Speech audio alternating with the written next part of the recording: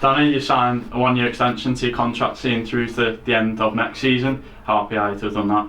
Yeah, really pleased. Really nice for everyone involved. I've had a fairly decent start to the season for the team, and personally I've had a good start to the season as well. So when the conversation was approached, I was very, very pleased to get it done. Very happy to be here. Really enjoying it. Fits in perfectly with what I'm doing away from football now. So yeah, couldn't be more pleased. You scored a number of goals since joining midway through towards the end of last season. You've made a great start this season. How satisfied are you with how you've done so far?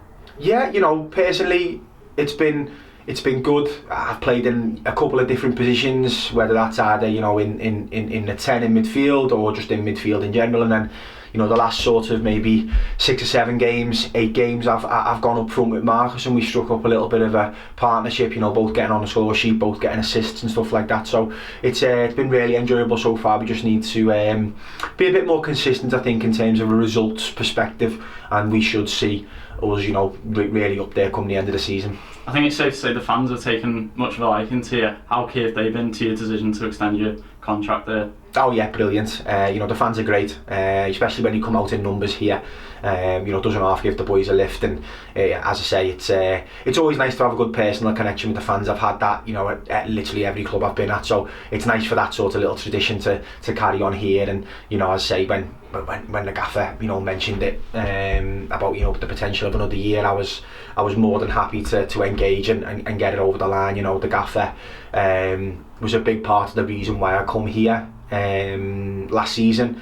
I say I had interest from elsewhere, but having worked with the gaffer at Rochdale, it was just a very, very just sort of stamped the decision. And as I say, as long as he's here, I'm very happy to be here. And Morg's coming in this year, and Burge, and the whole sort of backroom staff, they work incredibly hard to make sure we're all prepared. And yeah, it's definitely a partnership I want to carry on working for. There's a long way to go this season currently. Have you got any personal aims for yourself, any for the team as a whole? I think because of the way last season went, and going near enough down to the wire, anything is an improvement, I think. But we have to be lofty with our ambitions. I don't see any reason why we shouldn't want to challenge for those playoff positions. I think that's more than achievable based on what I've seen this year, and based on some of the performances that we've put in. As I say, you just need to be a tad more consistent in especially when we have those runs of Saturday, Tuesday.